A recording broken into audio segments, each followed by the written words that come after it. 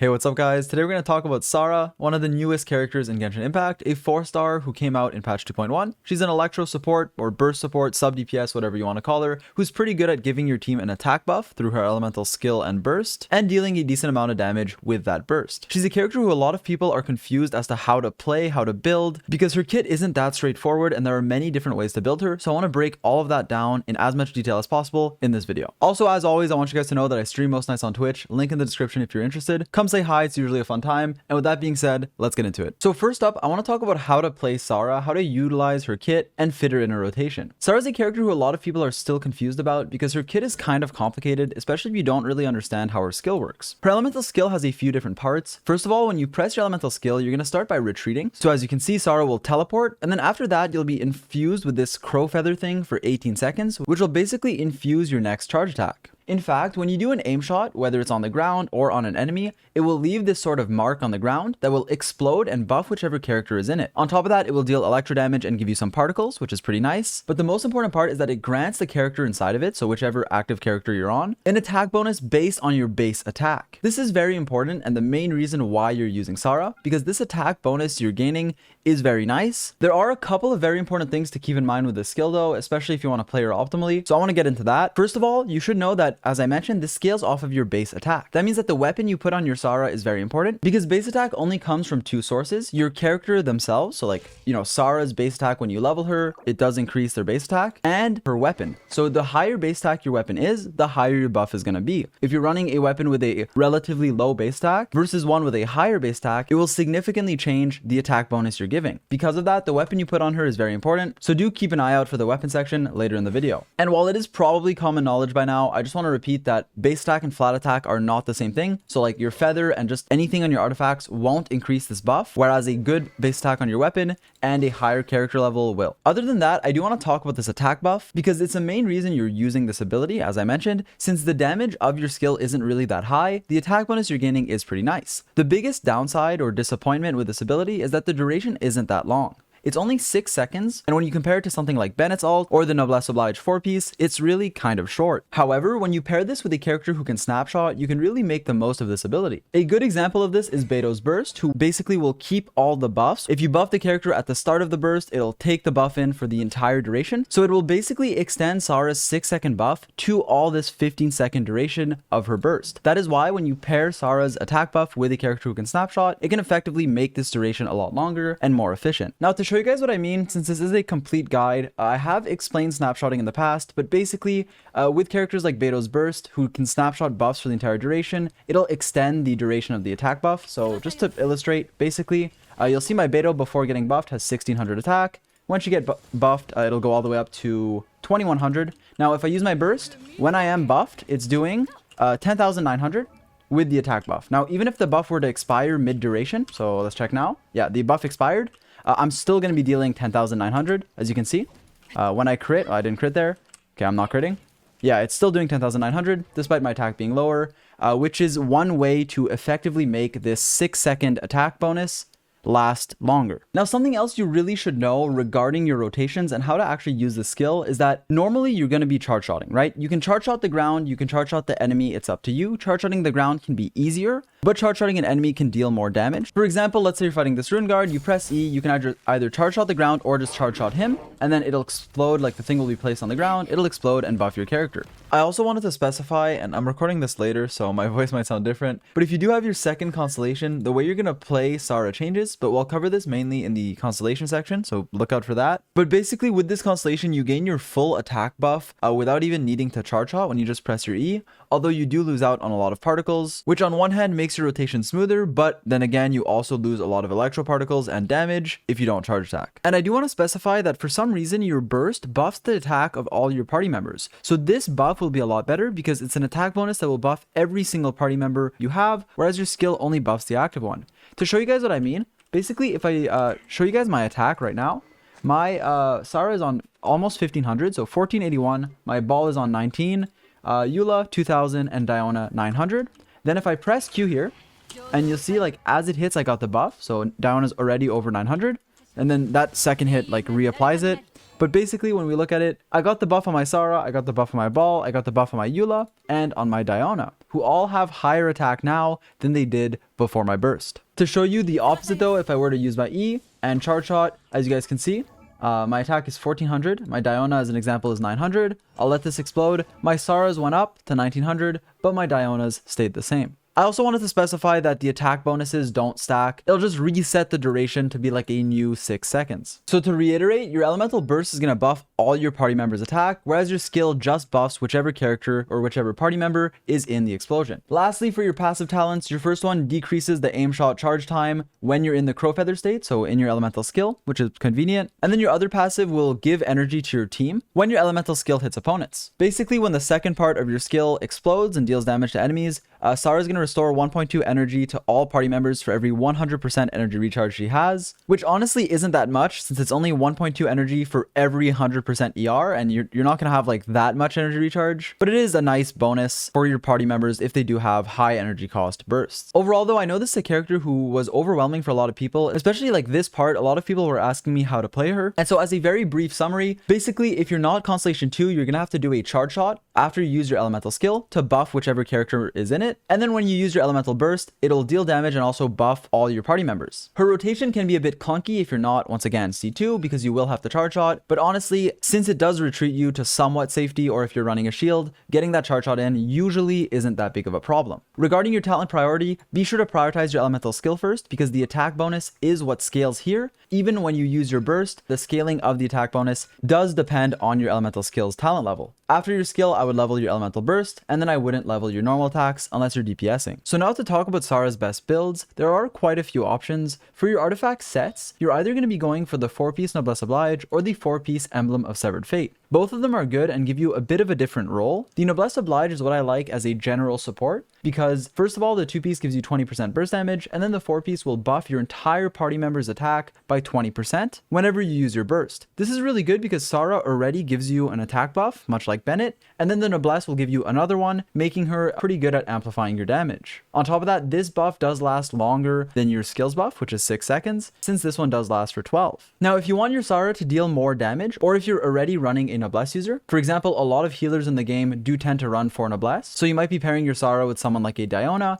you can use the 4-piece Emblem of Severed Fate, which will give you more damage. This set is also very good because the 2-piece gives you 20% energy recharge, and the 4-piece set increases your burst damage by 25% of whatever your energy recharge is. And since Sara is a character who wants quite a bit of energy recharge, this emblem set will give you a lot of burst damage, making it the best set for her damage, whereas Noblesse is the best set as a pure support. Overall, the one you should run is more so preference and depending on your team. I think Noblesse Oblige is better as a general support set, and it is useful even if your artifacts are pretty bad or you don't have that much damage to begin with, whereas Emblem can be more rewarding at high investment, can be really good for your Sara's damage like herself, and can be good especially if you already have another Noblesse user in your team. And there are other viable sets like the 2-piece Thundering Fury paired with another 2-piece, or like Thunder Soother in an Electro team, but generally speaking, I would highly recommend going either Noblesse or Emblem, with Noblesse being my preferred one to buff your team. Now for the specific pieces you want, first of all, on substats, it's pretty straightforward. Since Sara is someone who does like energy recharge, usually you want to be getting just enough to where you can spam your burst on cooldown, and so it is a substat that you want. Other than that, crit damage and crit rate are amazing, and attack percent is obviously nice as well. For your main stats, you definitely want an Electro damage bonus goblet and a crit circlet, as those will give you the most damage. But for your sands, this is where it can get a bit tricky. Energy recharge and attack percent are both amazing, and the best one really depends on your situation. If you already have enough energy recharge to spam your burst on cooldown, if without the ER sands, if you're running an attack sands, you can spam your burst on cooldown,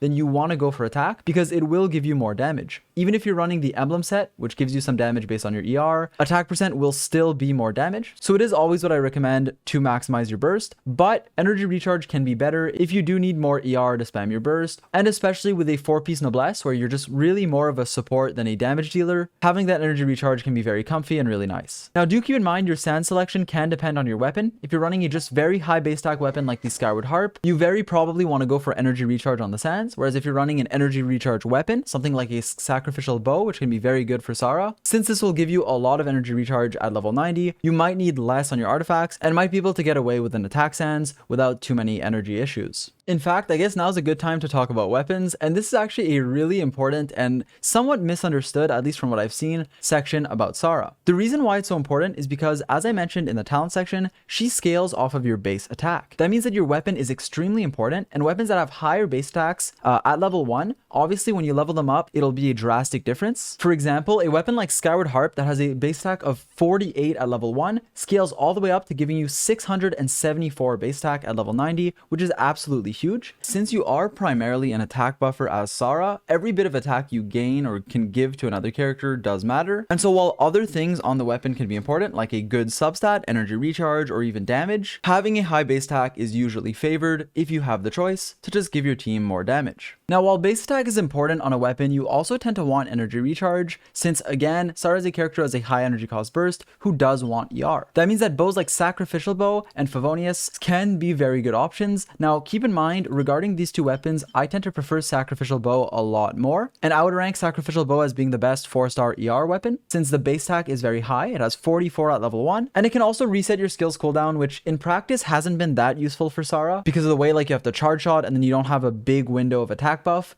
but overall the base attack and the ER stat make up for it. Favonius will give more particles to your entire team though, and provide you with higher energy recharge, so this can be a very good option, and it's also a free-to-play bow since you do get one for free from a quest, but Sacrificial with the higher base attack usually outscales it, especially in the late game. For an exact weapon ranking though, here it is. Skyward Harp has the highest base attack, so this is what I recommend when you're min-maxing. Run an energy recharge sans to make up for, you know, the lack of ER stat and you'll be fine. Then all the other 5-star bows are really good because once again, they do have high base attack, with Elegy of the End being the best, since it gives you energy recharge on the stat and buffs your entire team, and honestly, I would pick this over Skyward Harp, despite Harp having a higher base attack. But obviously, since not everyone has 5 stars, other than those options, the Sacrificial Bow would be my favorite, with Favonius also being amazing. And if you want a more offensive stat, let's say you're running an energy recharge sans and don't need more, the Blackcliff Warbow and the Alley Hunter, which both have a base attack of 44 and give you a good offensive stat, can be nice as well. Alright, so now we really have to talk about Sara's constellations, because a lot of these are misunderstood or overrated, underrated, all that, so I really want to clear this out. First of all, your first constellation is pretty much whatever. It does decrease the cooldown of your skill by 1 second anytime Tengu Jirai gives you an attack bonus or hits an opponent. This effect can be triggered every 3 seconds, and in case you're unaware, Tengu Jirai is this effect that's on your skill and your burst. As you can see, there are different types of them. There's Tengu Jirai Titan Breaker, there is also Storm Cluster, and there is Ambush.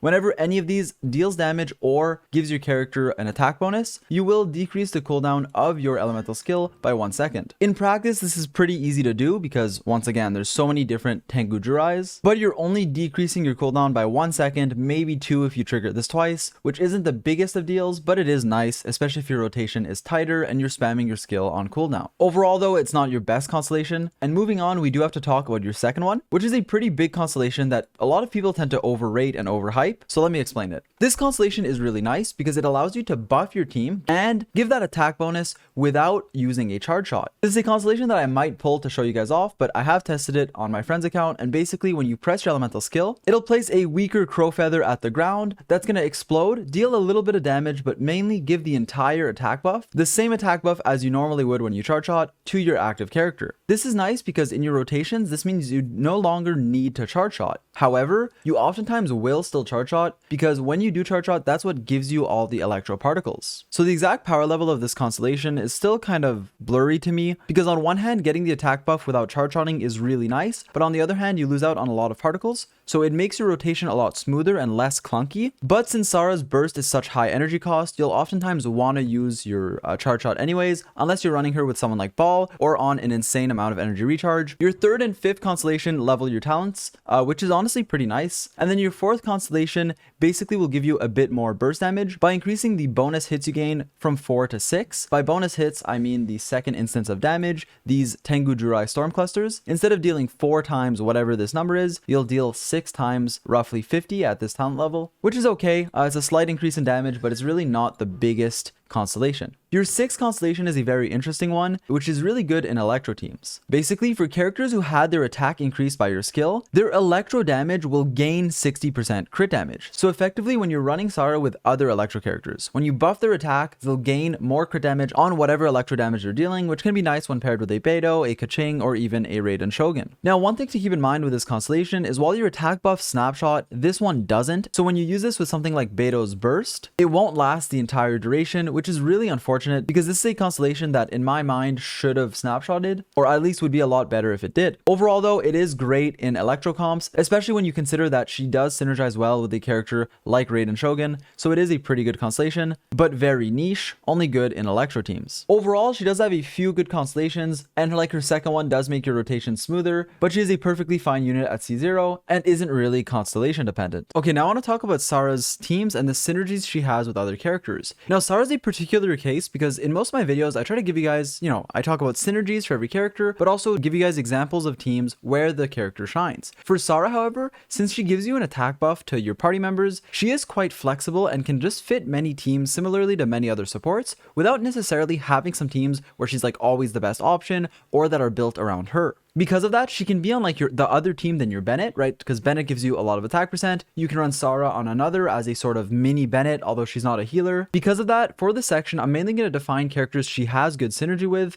and talk about her strengths paired with specific characters instead of giving you guys just a bunch of example teams, because again, she is quite flexible and can fit most team comps without necessarily being meta defining for any. One of the biggest synergies I see with her though is when paired with Raiden Shogun. These two electro characters both have high energy cost bursts. Raiden can easily help you gain Sara's burst back on cooldown because Raiden does regenerate energy with her burst and is obviously a character who wants to be paired with other units that also have high energy cost bursts. On top of that, Sara, especially with her Constellation 6, does provide you with a lot of damage, right? Her elemental skill and burst gives you attack percent, and her 6th constellation will give you that crit damage, which is really nice for electro characters. Also, with a character like Beidou, Sara can be a pretty good option, but your rotation is very tight, and so a more general option with Beidou is usually Fischl. But if you do want to run Sara with her, you can. The way you're going to want to play this is quite unique though. You want to make sure you give the attack buff to your Beidou before she uses her burst so that it snapshots, and you want to try to get a perfect parry on your Beidou before you use your burst. Other than that, Sara also synergizes well with a lot of Anemo characters. In fact, characters like Kazuha, Venti, or even Jean, who can all swirl and give the Verdescent Vener effect, reducing the resistance of Electro, can be very nice in Electro teams. And specific few Anemo characters, Venti for example, can snapshot their bursts, which is really good because they can snapshot the attack bonus of Sara. Generally, characters whose burst snapshots and who can keep Sara's 6-second attack buff for the entire duration of their burst are characters who synergize well with Sara. Someone like Beidou, who can snapshot the attack buff, someone like Venti, who can also snapshot it. Kazuha's burst also works, and he's very good at not only grouping up enemies, but also giving you that elemental damage bonus with his passive, are examples of great units for Sara. A character like Xiangling also snapshots, but generally speaking, it's hard to fit Sara in a Xiangling team since she wants some specific characters, notably Bennett, who already gives her a lot of attack, and pyro particles. I've also been testing quite a few Eula teams with Sara, and generally speaking, they work, but with the current Abyss rotation, it's very awkward, so it's hard to test properly. But basically, Sara can proc Superconduct for your Eula and can give you a decent attack buff. However, the main problem is that their attack buff on the elemental skill does only last 6 seconds, which isn't long enough to stay for the entire duration of Eula's burst, which usually makes you either end slightly earlier or,